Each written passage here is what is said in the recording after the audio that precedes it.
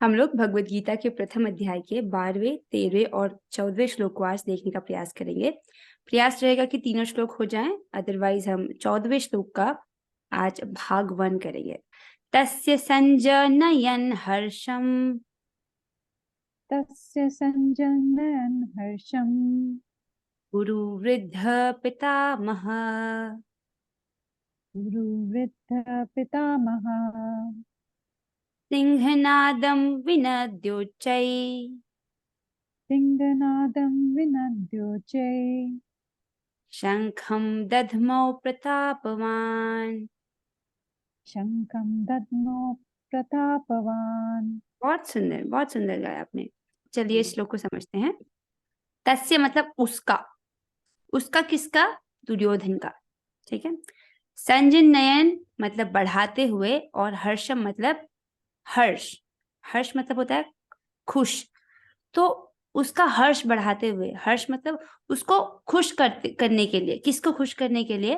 दुर्योधन को। ठीक है। कुरु वृद्ध पितामह। कुरु वृद्ध मतलब कुरु वंश के वयोवृद्ध भीष्म। राइट। कुरुवंश के जो वयोवृद्ध है भीष्म पितामह। सिंहनादम विनद्योच्चै। सिंहनाद मतलब सिंह की सी गर्जना करने वाला। क्या किया उन्होंने? विनद्योच्चै उच्च स्वर से बजाया। क्या बजाया? शंखम दध्मौ प्रतापवान। उन्होंने अपने शंख को बजाया। किस प्रकार की आवाज आई उस शंख की? सिंहनाद की सी गर्जना हुई उस शंख से। और ये जो प्रतापवान शब्द आया है ये भीष्म पितामह के लिए यूज हुआ है कि वो बहुत प्रतापवान है। अब ये जो सिंहनाद की सी गर्जना है ये शंख के लिए बोला गया है। तो भीष्म पितामह ने दुर्योधन को खुश करने के लिए अपना शंख बजाया, और उस शंख की कैसी आवाज रही? उस शंख की सिंहनाद जैसी आवाज रही। तब कुरुवंश के वयोवृद्ध परम प्रतापी एवं वृद्ध पितामह ने सिंह गर्जना की सी ध्वनि करने वाले अपने शंख को उच्च स्वर से बजाया, जिससे दुर्योधन को हर्ष हुआ। अब पिछले श्लोकों में हम क्या पढ़ रहे थे कि दुर्योधन को डर लग रहा है। राइट। पिछले श्लोकों में दुर्योधन बोल रहा था कि मेरी सेना में ये योद्धा है, पांडवों की सेना में ये योद्धा है। किसको बता रहा था? द्रोणाचार्य को।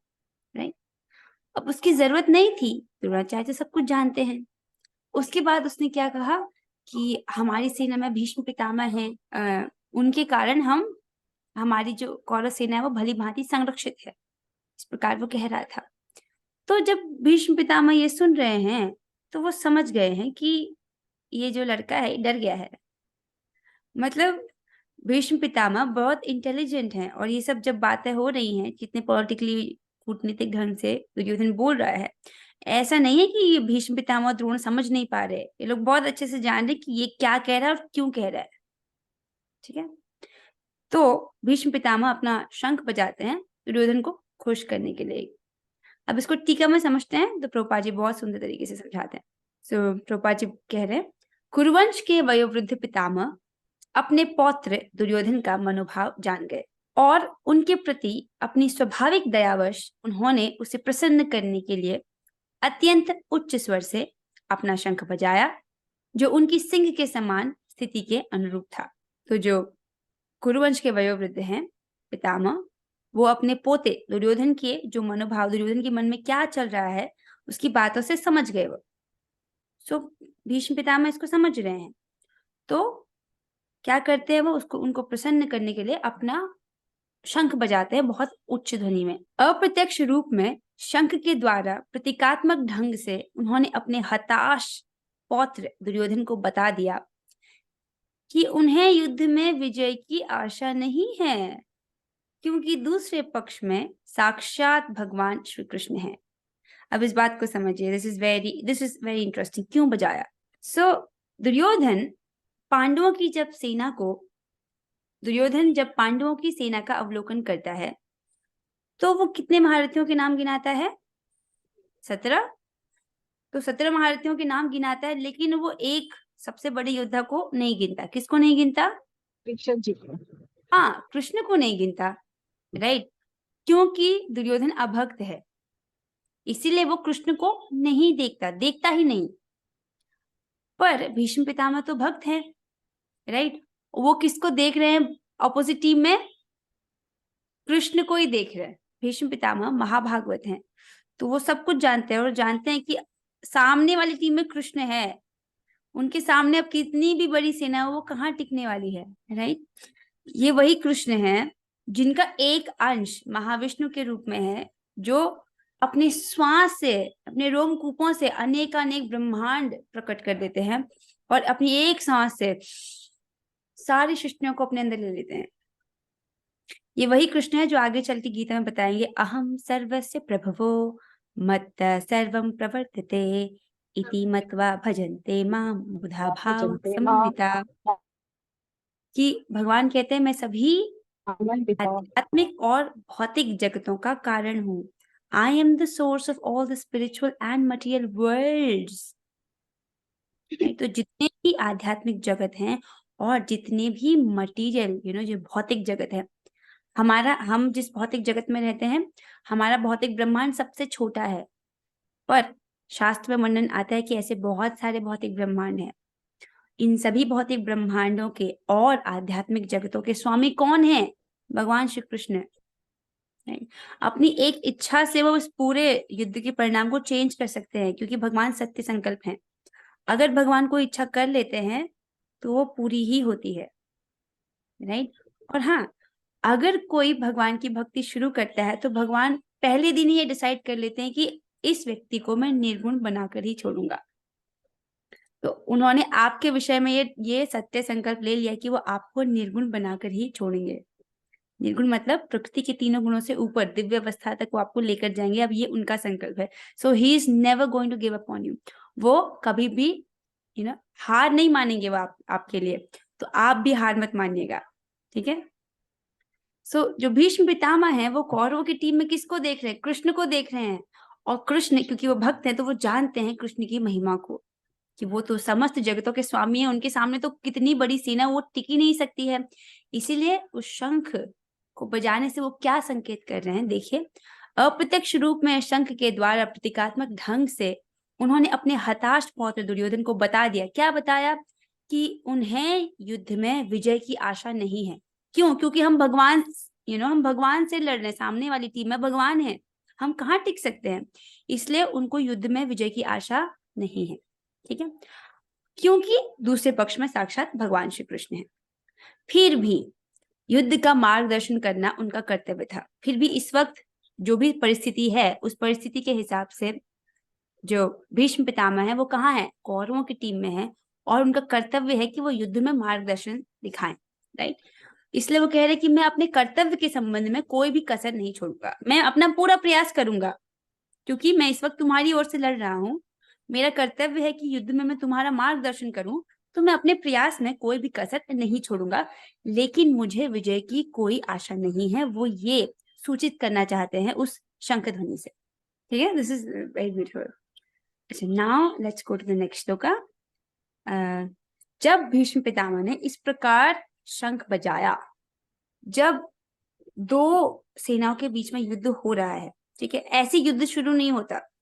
युद्ध शुरू होने से पहले युद्ध शुरू होने की घोषणा होती है। कैसे? शंखनाद के द्वारा शंख बजाते हैं।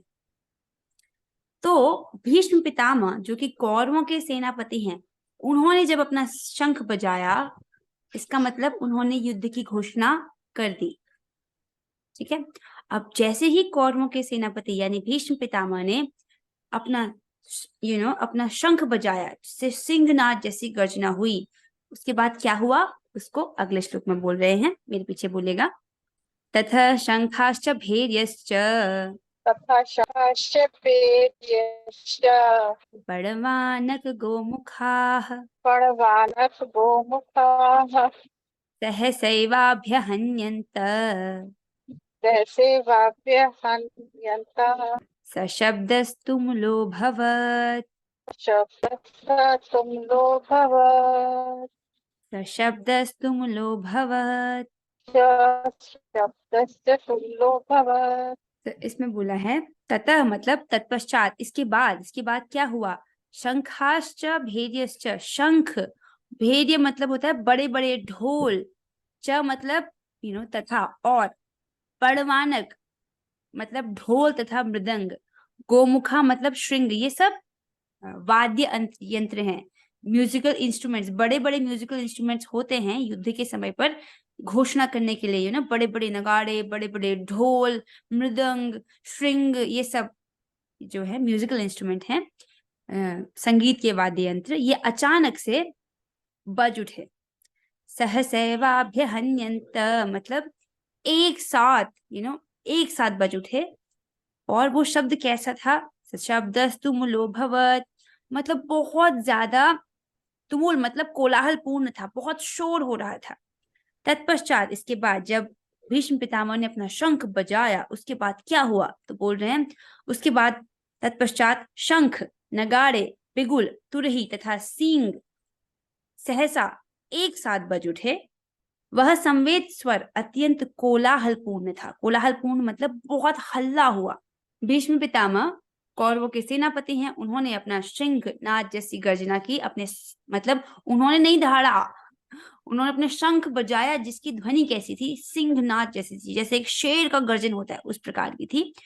उसके बाद उनकी जो सेना में बाकी सबने अपने अपने शंख बजाए, शंख बजे, नगाड़े बजे, बिगुल बजे, तुरही और सींग बजा, और इस प्रकार से एक ऐसा स्वर उत्पन्न हुआ जो बहुत कोलाहलपूर्ण था। ठीक है, बस हल्ला हुआ, ये बोल रहे हैं। जैसे अगर शेर दहाड़ता है किसी जंगल में, तो जंगल के छोटे मोटे जानवर डर जाते हैं। अगर शेर दहाड़ रहा है, उससे दूसरे शेर नहीं डरते हैं, राइट?